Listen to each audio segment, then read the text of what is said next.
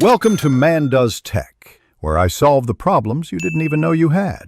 In this video, I will explain how to make bacon-wrapped shrimp. First, gather your ingredients.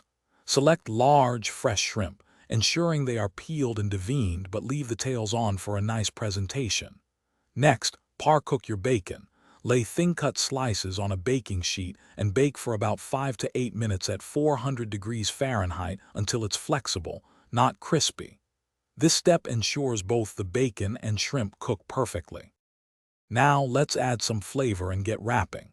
Take your peeled and deveined shrimp and toss them gently in your chosen marinade. Let them sit for at least 10 minutes to absorb those delicious flavors. While they marinate, cut your par-cooked bacon slices in half.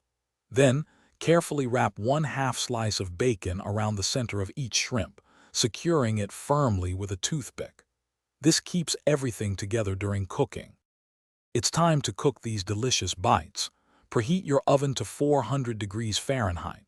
Place your bacon-wrapped shrimp on a wire rack set over a foil-lined baking sheet. This allows air to circulate for crispy bacon.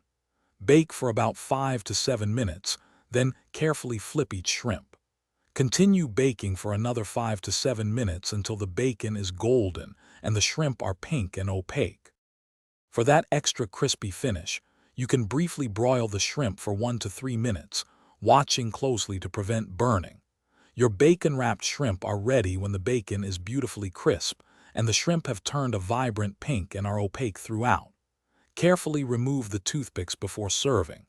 These savory and sweet bites are perfect as an appetizer or a special side dish.